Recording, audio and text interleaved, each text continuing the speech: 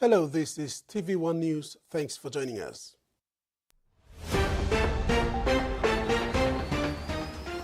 In this edition, Parliament passes community development and biosecurity bills, 50 million kina allocated to independence activities, and retired Olympian grateful for PNG experience. The Community Development Bill 2025 was passed today with 75 votes in favour and 3 opposing votes by Central Provincial Member Rufina Peter, Abau MP Sepu Katemu and Wawari MP Mas Nareweg. The bill failed to be passed in last week's Parliament session as 60 votes were needed to pass the bill.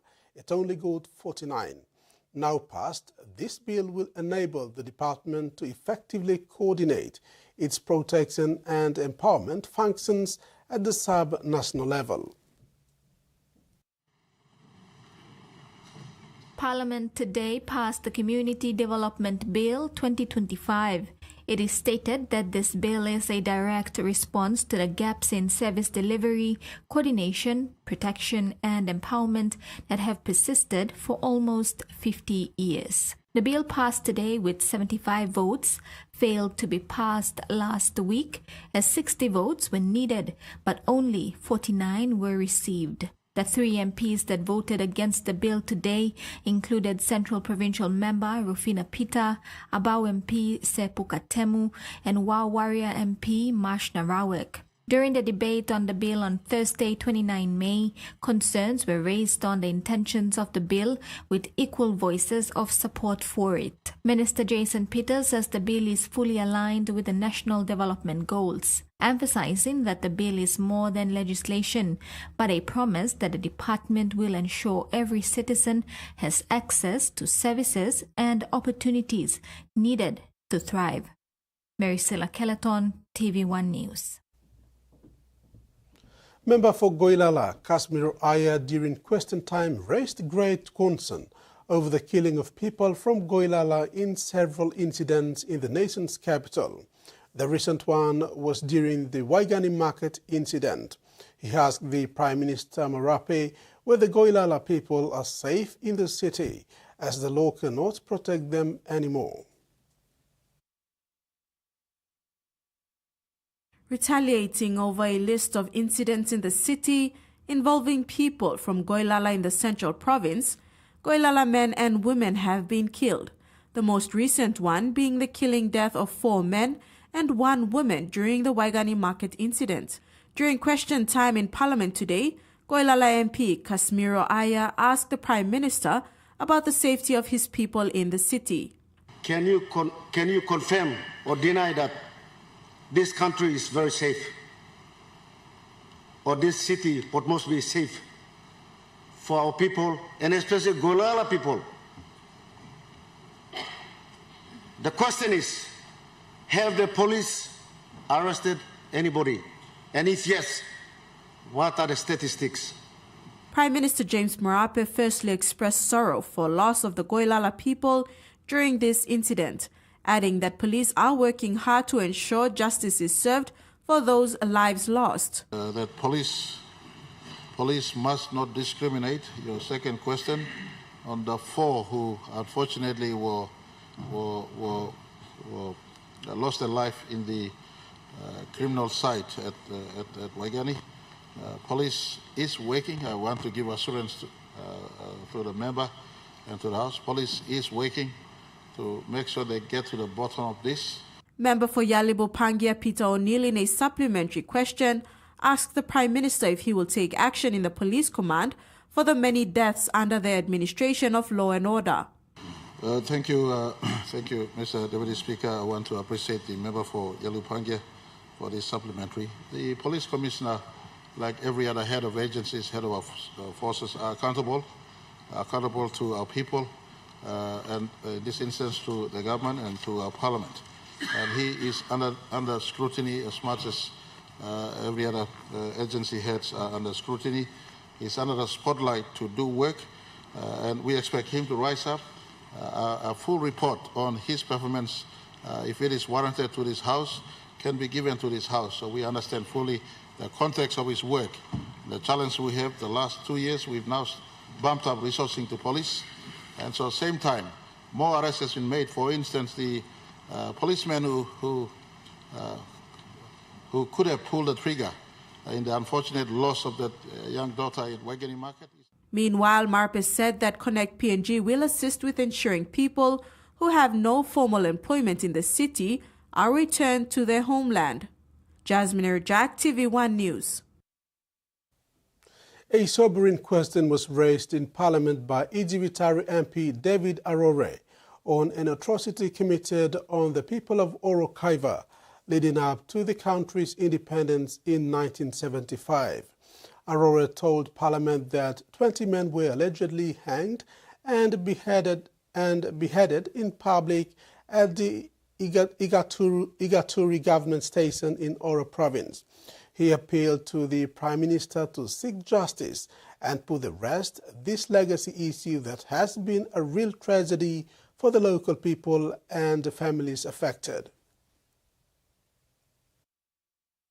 I've been asking for some answers as to what happened in the 50s going towards the 60s.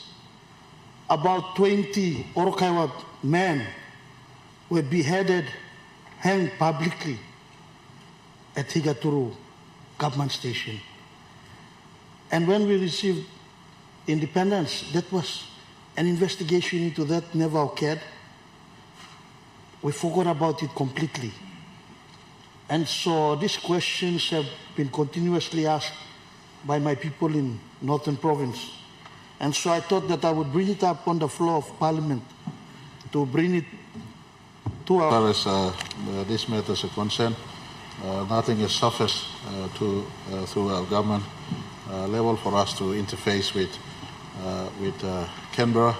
We do have annual ministerial dialogues and annual leadership dialogue with our counterparts in Australia.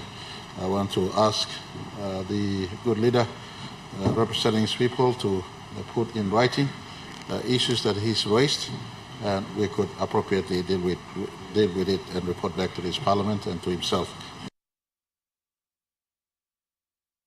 Members of Parliament are asking the government for funds to celebrate the country's 50 years of independence come September this year, which is only 2 months away.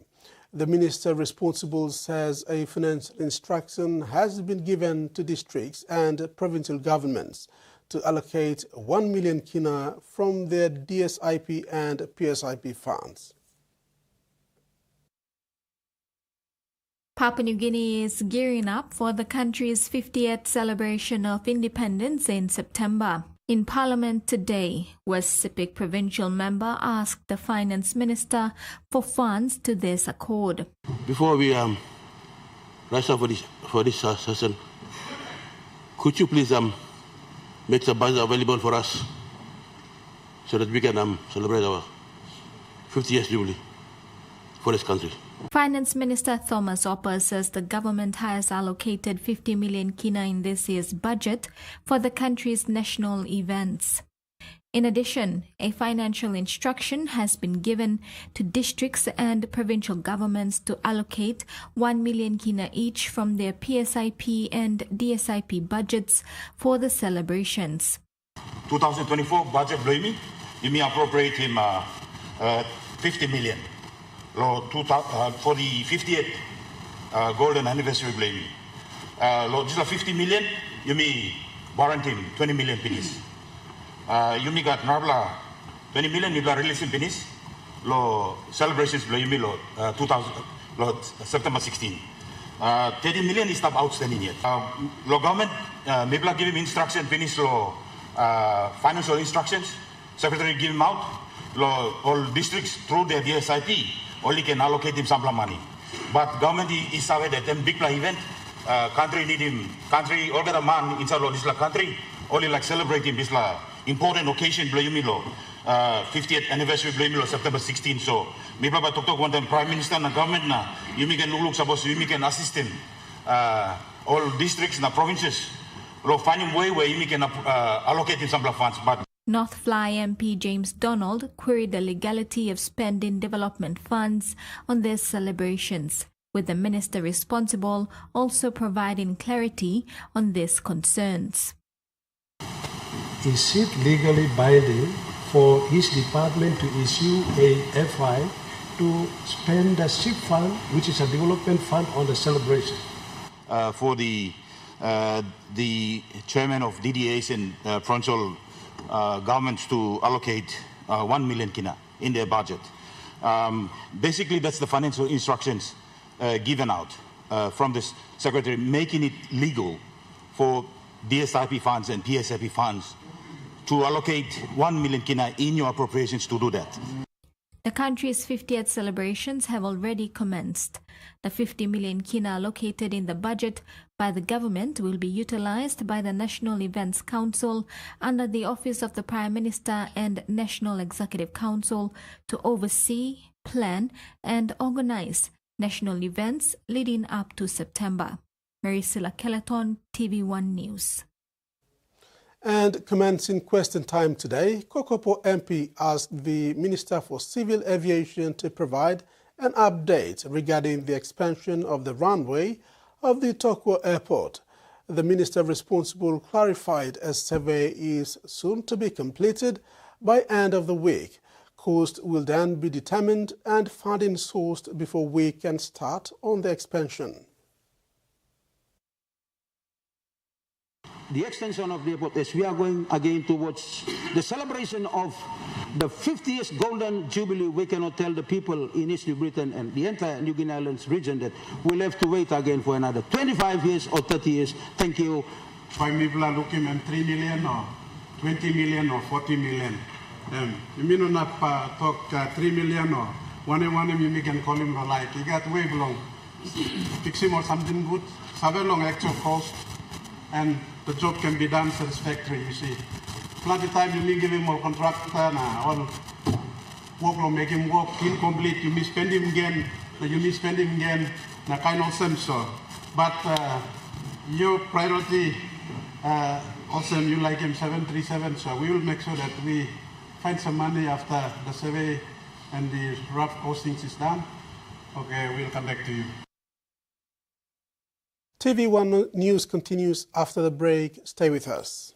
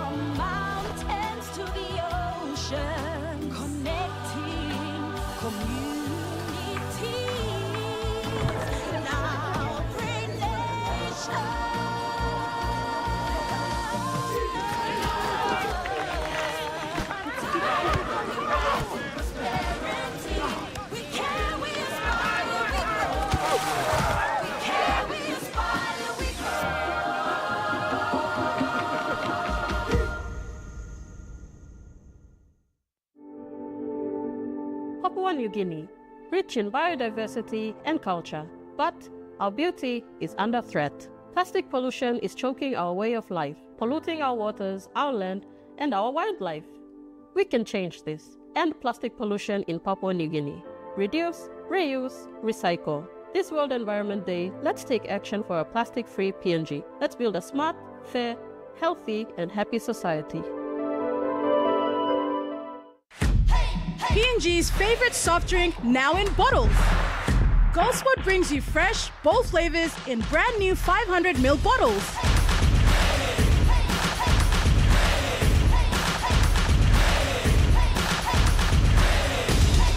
Taste the rainbow. More freshness, more flavor, more fun. Lime, orange, raspberry, and pineapple. Proudly made in PNG. Proudly GoldSpot. Use our tools and condom and one way where you can abuse him sick HIV, STI, na unplanned pregnancy, Tingim, use him condom long right plaway.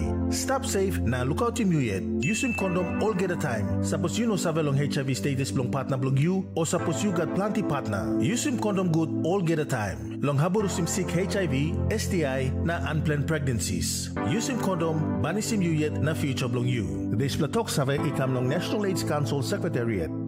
The PNG LNG project has now generated more than 30 billion kina for Papua New Guinea since production commenced. Nearly half of this amount has been paid as tax. Equity distributions are paid to KPHL and MRDC based on the interest they hold. Tax is paid to the IRC, while development levies and royalties are paid to DPE. For more information on direct and indirect benefits, visit PNG EITI's website.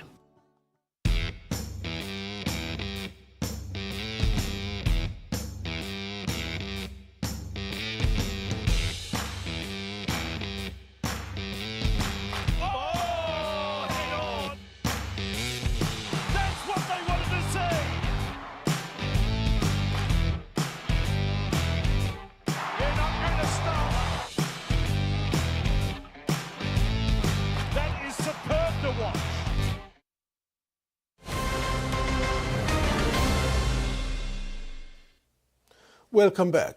Kutubu's Waro Junior High School is nearing completion. The school is an education investment by the Mineral Resources Development Company. MRDC Managing Director Augustine Manos said the facility is being built by Petroleum Resource Kutubu, a company that belongs to impacted villages. With a budget of approximately 13 million kina, the project, situated on 2 hectares of land, aims to enhance the learning environment. Nearly 90 enrolled students are already using a completed double classroom block for classes. According to MRDC, there will be an administration building, 3 student dormitories completed with ablution blocks, and a mess hall. The school will cater for boarding students from communities like Fogomayu, Tamatiki, Kantobo, Sisibia, and Moro. 226 men and women who made up the second batch of the 2023 police recruits passed out of the Bomana National Center of Excellence, 25 of them female. Last year, the first batch of 217 graduated from the institution, bringing the total number of recruits to 443.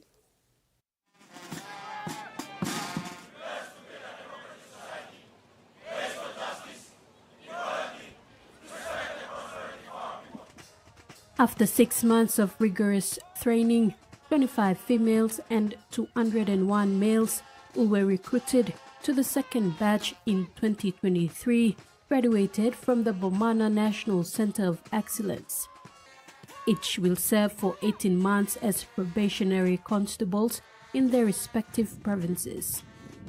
During training, they were placed into 8 squads.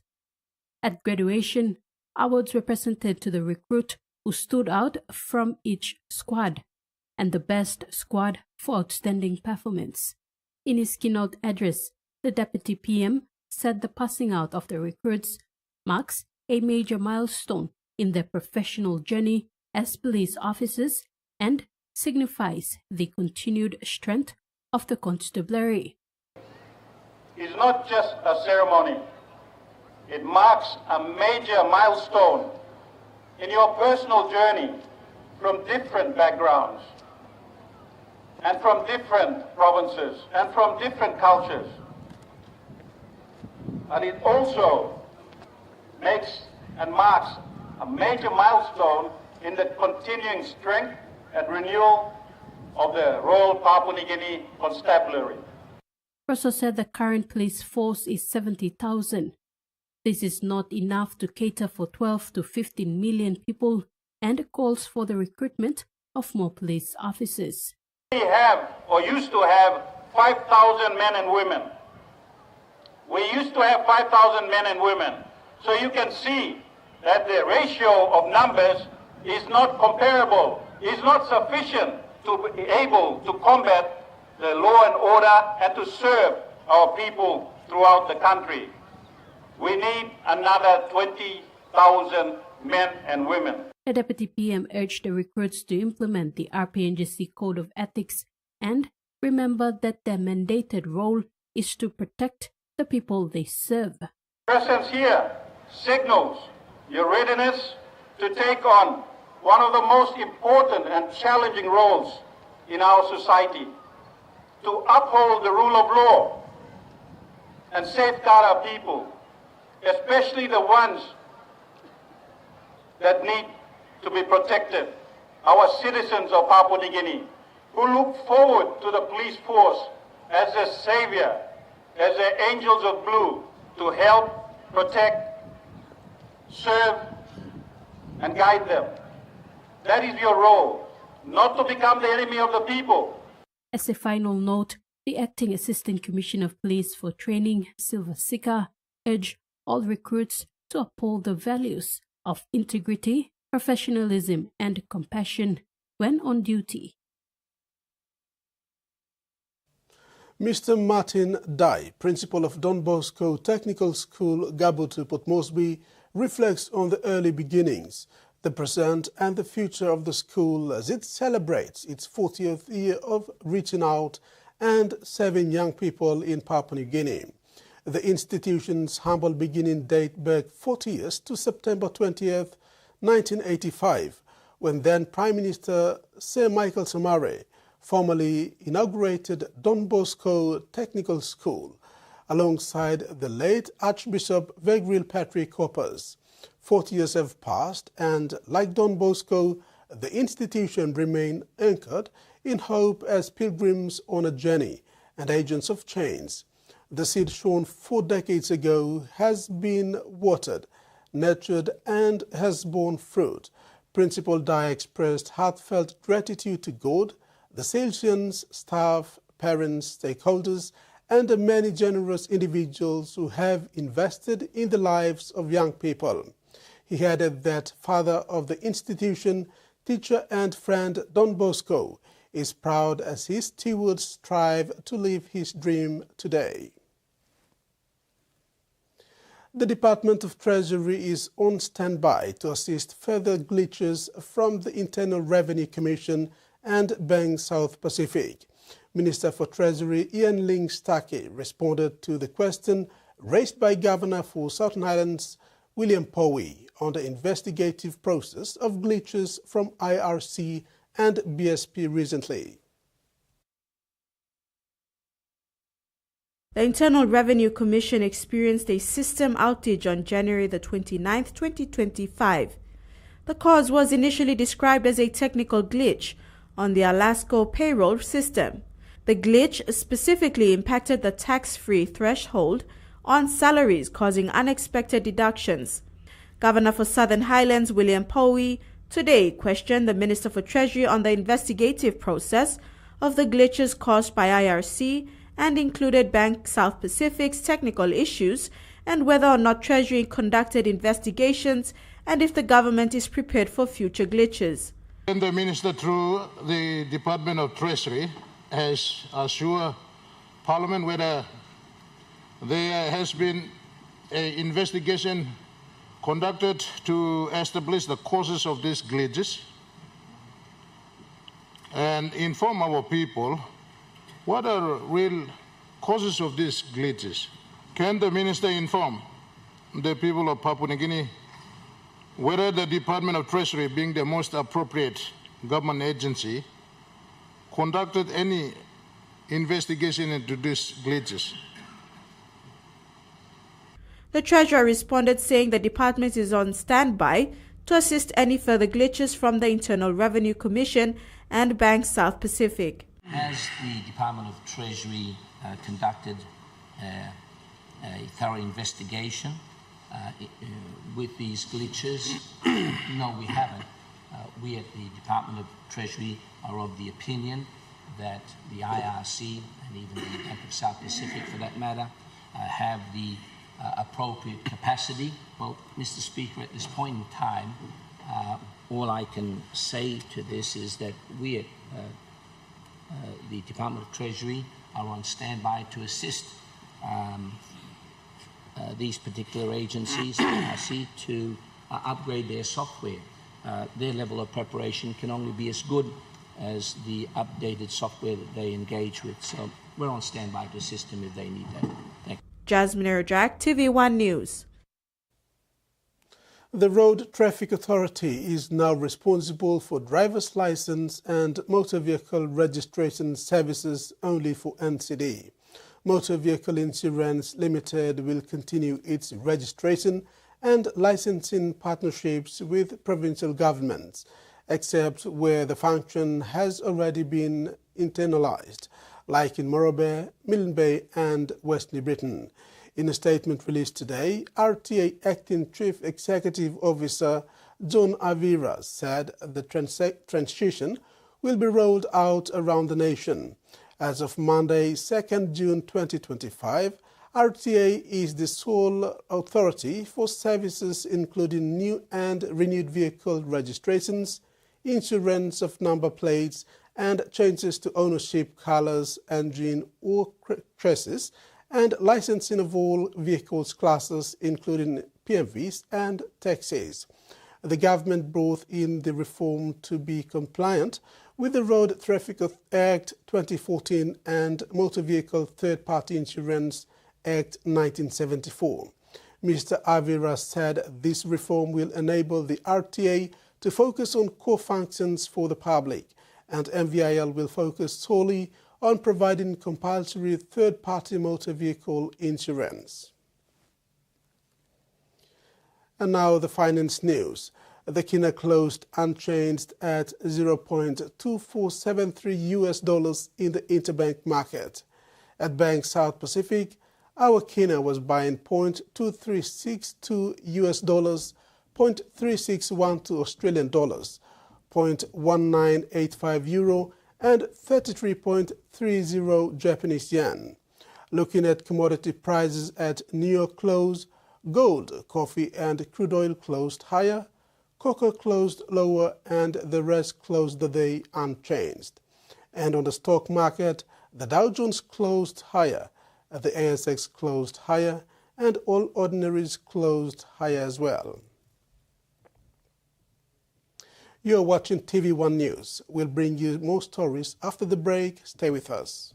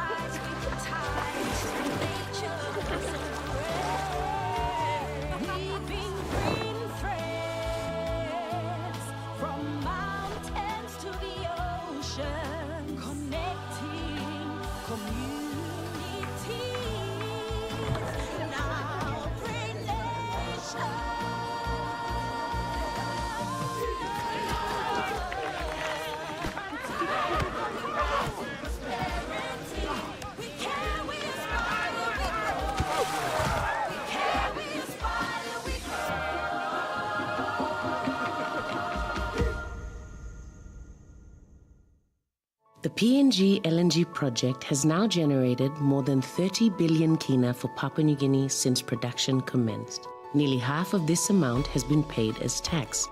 Equity distributions are paid to KPHL and MRDC based on the interest they hold. Tax is paid to the IRC, while development levies and royalties are paid to DPE. For more information on direct and indirect benefits, visit PNG EITI's website. A true champion is measured by their courage, their determination, and their passion to never give up and to always keep trying. With a delicious Milo and milk taste and added nutrients, Milo and milk is a great way to fuel our little champions with nourishing energy every day. Because true champions give it their all. Milo, PNG and Mia. Find PNG made. For Simon, life is simple. Dreams seem distant, yet hope remains.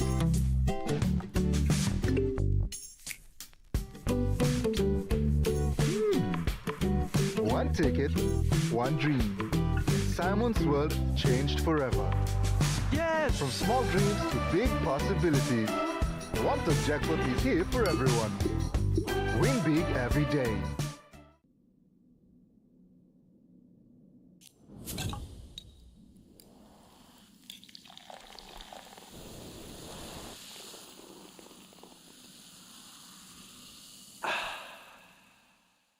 The rain is falling and the pressure is rising. I got the moves, yeah, watch me fake out. I'ma take you out.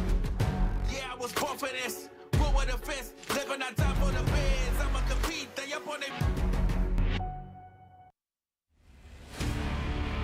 Ladies and gentlemen, this is a mixed martial artist with a heavyweight champion.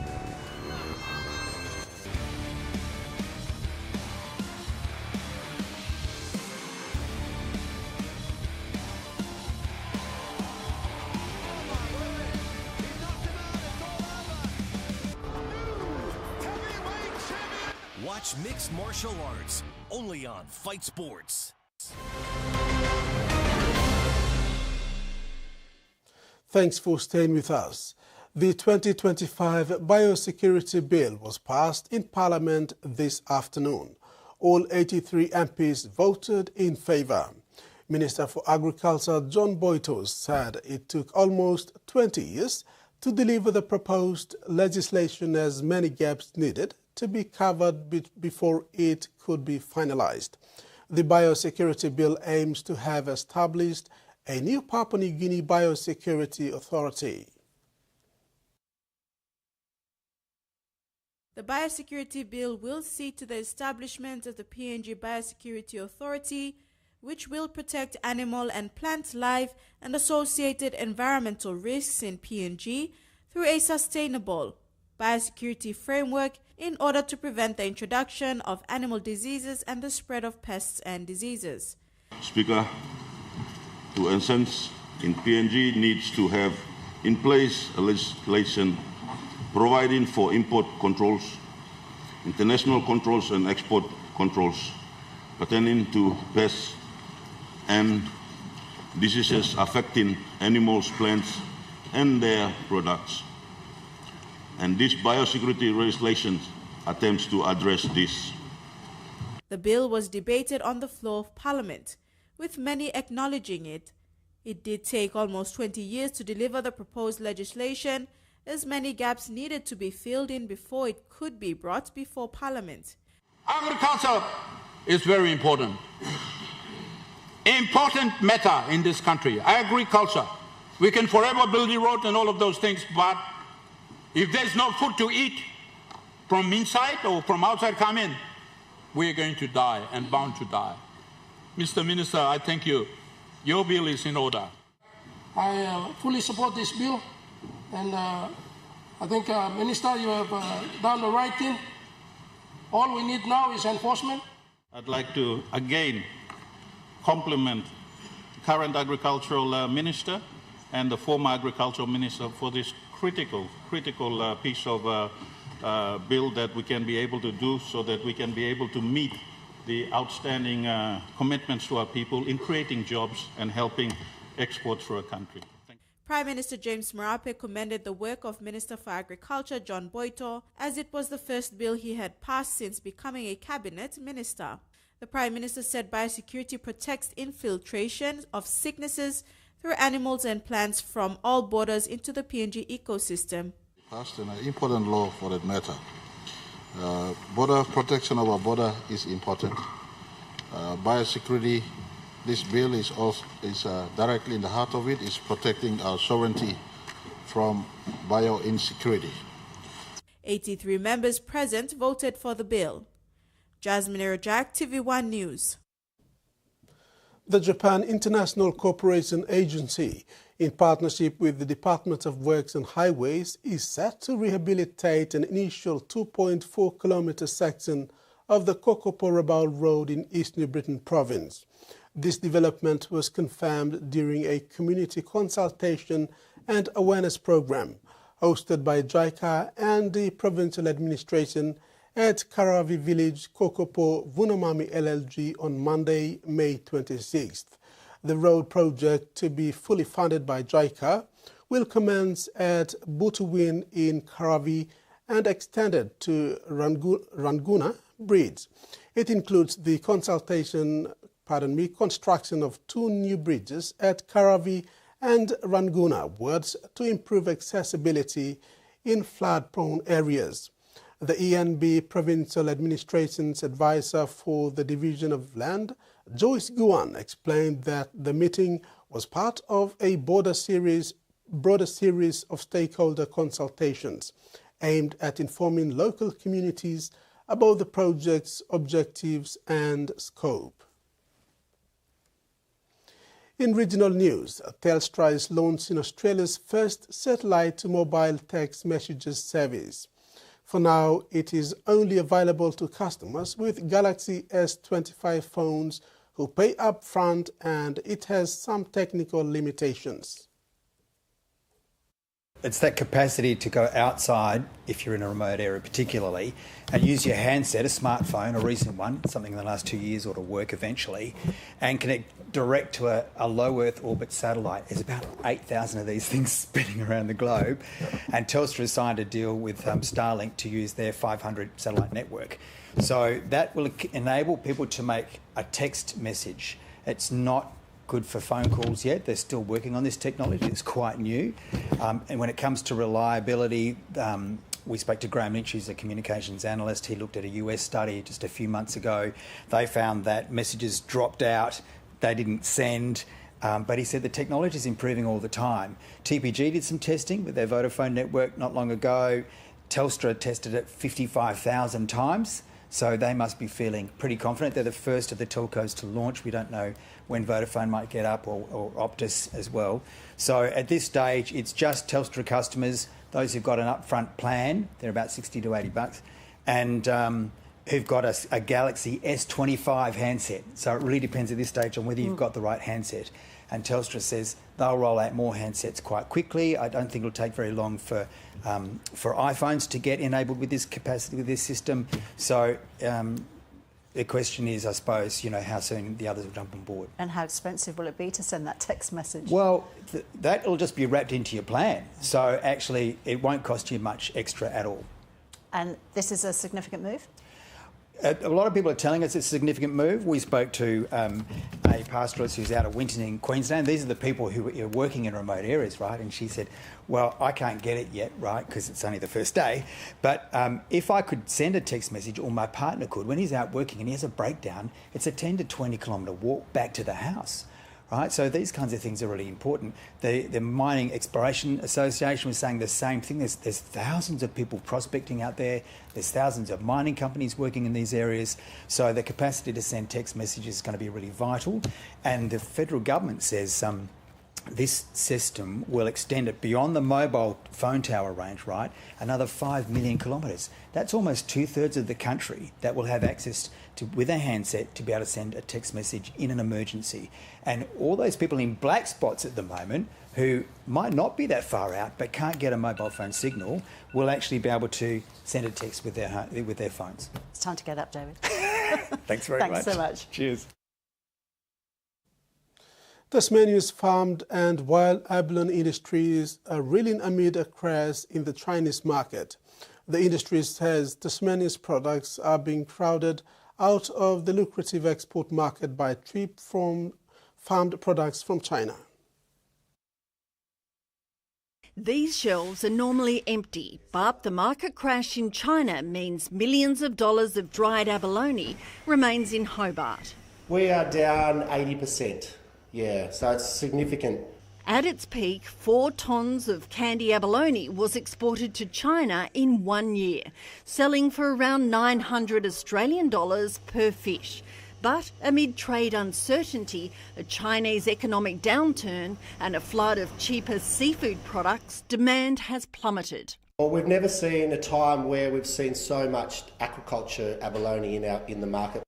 Farmed abalone has been hit hard as well. The competition is forcing the closure of 2 Tasmanian farms at the end of the month. Tasmania's highly prized wild black lip abalone has seen price dip by 30%. The wild fishery is scrambling to claw back market. We've been lazy, I should say. We've been certainly lazy, and now we really need to step it up. A new abalone digital marketing push will lead the charge, but bigger fishery changes could follow. We're investigating third-party certification of sustainability, progressing that, which would enable entry into additional high-end restaurants, etc., and boost our image among consumers. More controversially, Darwin Hansen, who is Tasmania's biggest quota holder and biggest processor, is proposing minimum and maximum sizes for abalone on Tasmania's west coast. That's one way of protecting the big breeding abalone as well as the juveniles. It's seen in or used in other fisheries such as sand flathead, banded moorwong, Western Australian rock lobster, which, it's a sustainable concept. It might, however, be a step too far for some. There's a management issue associated with it and there's a marketing issue associated with it, and they have not been resolved. For some, however, the tide has turned, and now is the time to act. The Northern Territory's public education system is set to undergo a transformation as it adopts a new teaching approach across all its schools. The evidence-based practice is hoped to bring Territory kids' literacy and numeracy skills up to scratch. Is in session, and it's coming with new lessons. $14.2 million from our government is committed to boosting literacy and numeracy. And we know that all students, it is vital that they get the strong foundations that they need for their education journey. The explicit teaching approach will be rolled out across all Northern Territory public schools. It's a structured, evidence-based practice based on how children form neural pathways. So explicit teaching is really paired back to what is it that we want the students to learn, demonstrating it clearly, helping them work through it themselves before they're released to attempt it independently. The approach is reaching classrooms around the country with positive results already. And there's faith it will succeed in the NT, despite the Territory's unique challenges and circumstances. It will work for students from non-English speaking backgrounds, it will work for children who are First Nations, it will work for children who maybe come from disadvantaged economic backgrounds. The reason it works is because it is designed for the way humans are designed to learn. The Teachers' Union are on board, but are wary of its delivery. If it's not packaged right, it comes across as a bunch of scripts that is delivered to a teacher, and the teacher's told, you need to teach off this script, you need to follow these routines, and you can't change anything. And then that takes away from the professionalism and the expertise of that teacher. They say most teachers in the NT are already explicitly teaching, but need more support in their roles, something that's promised to come as part of the $14 million funding package. Over the next 6 months, we'll be providing professional development and professional learning opportunities for our teachers across the Northern Territory. Territory schools hoping for top marks. A new initiative from a Queensland hospital hopes to bring an end to weight discrimination in maternity care. Some expectant mothers say comments about their weight from doctors and nurses has caused unnecessary stress and trauma during an already emotional time. Emily Chamberlain is a proud mum to her 2-year-old son, Levi. But during her pregnancy, constant comments about her weight from doctors and nurses took their toll. I remember crying to my husband and saying I feel safer giving birth in our back paddock in the middle of winter than I do going to hospital. Living in regional Queensland, Ms Chamberlain saw a different clinician for every maternity milestone and says they always looked at her BMI, not her overall health. How are you doing? Jump on the scale, and then we would have that same conversation again and again.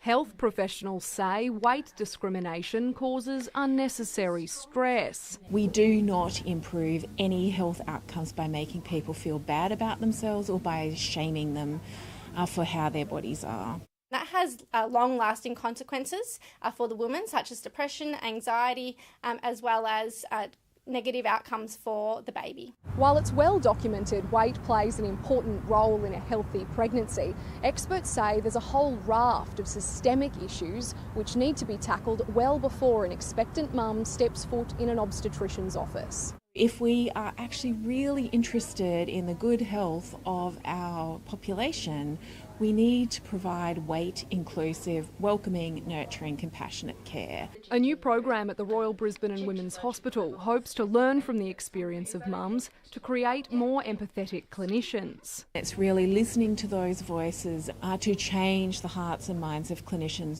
I don't think any midwife or doctor gets up in the morning to come to work to make somebody feel bad about their body. But often the bit that they don't see is the flow-on effect of the conversations that they've had. We'll bring you sports news after the break. Stay with us.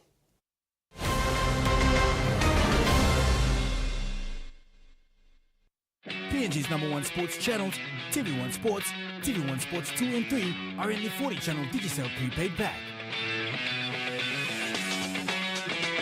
With a shot, it is a rocket. Watch these 3 TV1 Sports channels along with 37 other great channels.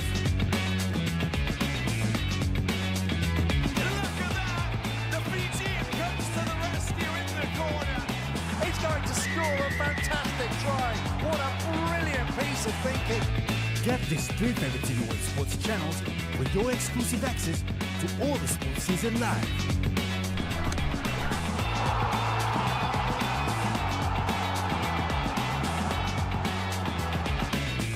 Don't miss out. Stay up to date and watch all the action. Subscribe now on the 40-channel Digicel prepaid pack for 1, 7, 14 or 30-day plan and enjoy the 40 channels of world-class entertainment and live sports. Dial *515# to subscribe now. Digicel TV. More channels, more choice, more value. A quick favorite meal for the day does feel good. Snacks noodles is my choice for a simple meal. It is easy to prepare and fast to cook. And with a touch of flavor and ingredients, quality noodles that can be cooked and enjoyed in many different ways. You see, my whole family loves it. It's made here in PNG and comes in different pack sizes. Snacks noodles, tastier but you like it more. How would you describe your mother?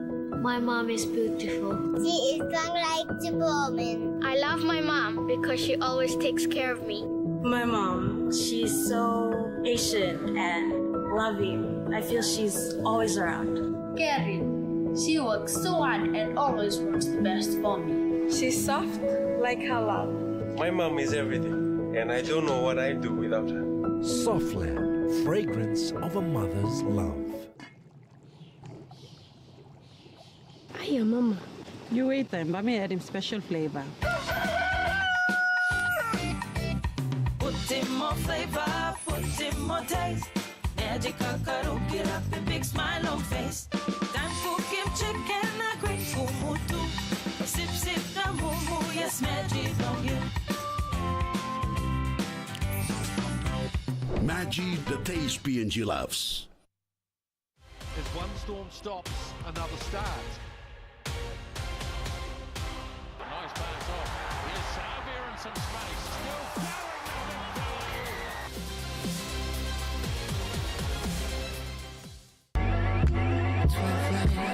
Trace Urban is Trace's flagship TV, exclusively dedicated to the best urban music and artists. Trace Urban offers a unique mix of the most popular American, European, African and Caribbean urban music genres. Trace Urban benefits from the power and musical expertise of Trace, which has endlessly promoted African music stars since 2003 on all its channels. Welcome to Trace Urban. We are urban music.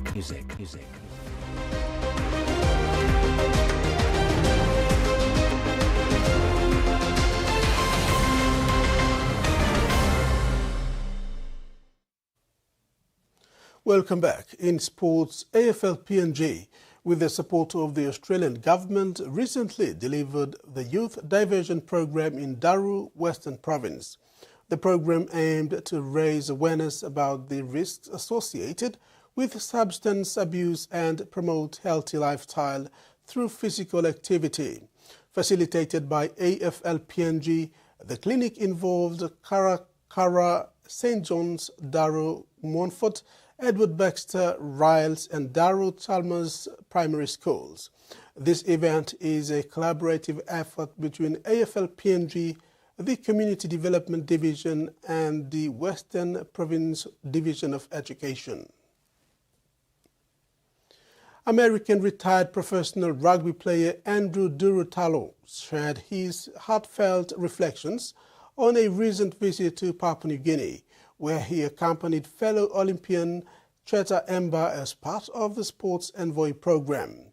For Andrew, the experience was a lifetime opportunity filled with memorable engagements with the local communities and unique cultural experience that he described as amazing and surreal. During his recent visit, retired professional American rugby player Andrew Durutalo was struck by the profound love for rugby league that fills PNG. He noted how the sport unites the community with support flowing from the youth to senior citizens.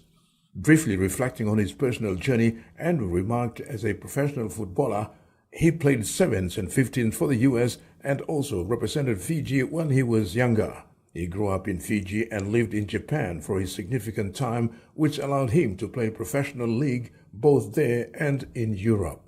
Since retiring, I still am involved in coaching and trying to bring the next wave of U.S. athletes, U.S. rugby players to the national level or to that Olympic stage.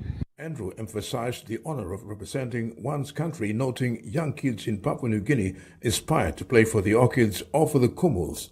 Achieving that is the icing on the cake. Yeah, I think as Cheta alluded to earlier, it's just the opportunity. Always grateful for the opportunity, and I know a lot of young kids here in Papua New Guinea are aspiring to play for the Orchids or play for the Kumuls.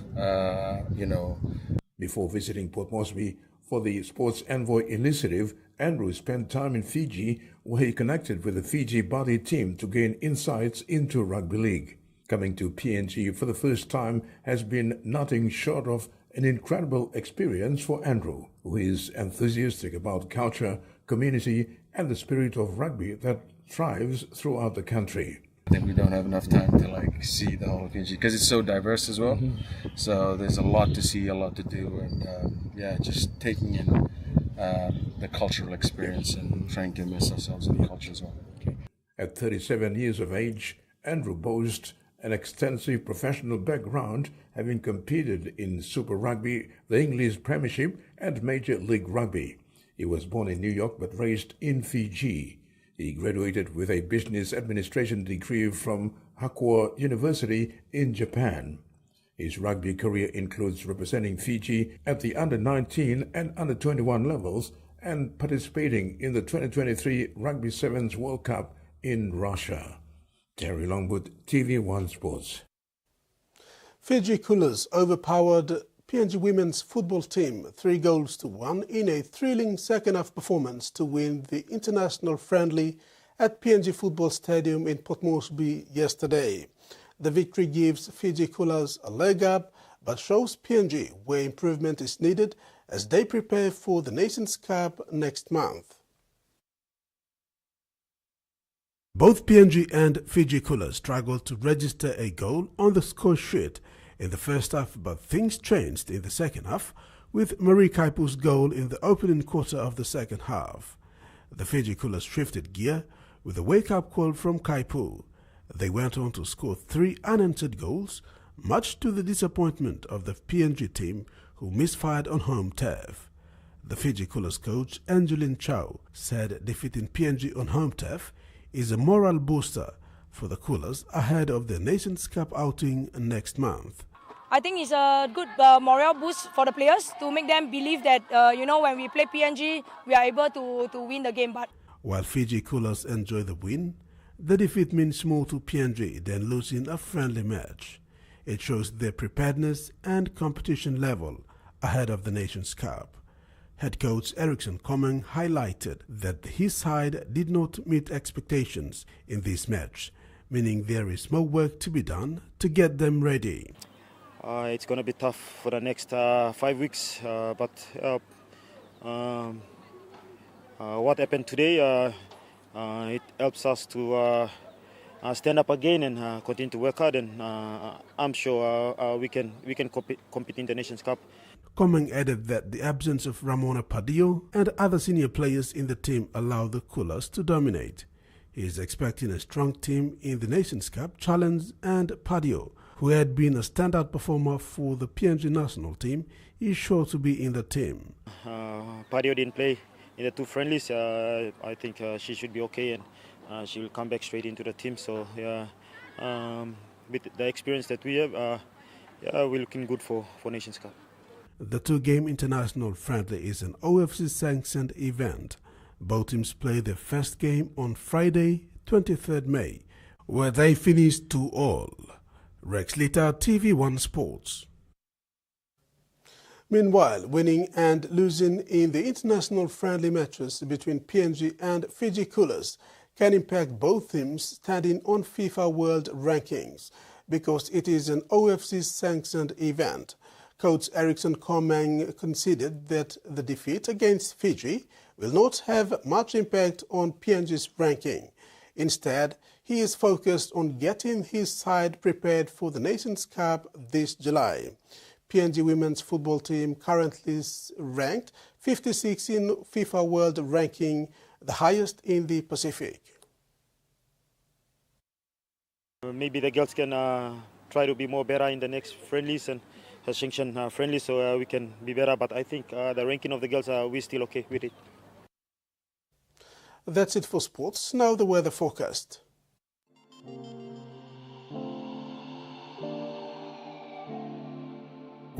In regional forecast, southern Port Moresby, partly cloudy, some possible rain showers and thunderstorms. Momase, Ley, partly sunny, Wewak, cloudy with some rain showers at times. New Guinea Islands, Lorengau, partly cloudy with brief showers, Kimbe, partly cloudy, possible few showers and thunderstorms.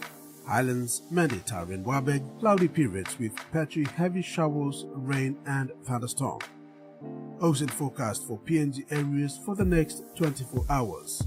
Coral Sea, sea slight to moderate with easterly to southeast winds of 10 to 20 knots. Solomon Sea, sea smooth to slight with southeast to northeast winds of 5 to 15 knots. Bismarck Sea, sea smooth to slight with easterly to southeast winds of 5 to 15 knots. Pacific Ocean, sea slight with easterly to southeast winds of 5 to 15 knots. And coastal waters forecast. Waters of Samurai Island to Cape Vogel and all Milne Islands, seas 1.0 to 1.5 meters. Waters of southern PNG Indonesian border to Daru to Kiwai Island, to Keramat to Yule Island, to Hood Point to Samurai Island, waters of north of Cape Vogel to Huon Gulf to Finsafen, and waters of Finsafen through Gitia Strait to Siasi Island to Dampier Strait, seas 0.5 to 1.5 meters. And that ends the TV1 News tonight. Pleasant viewing. Good night.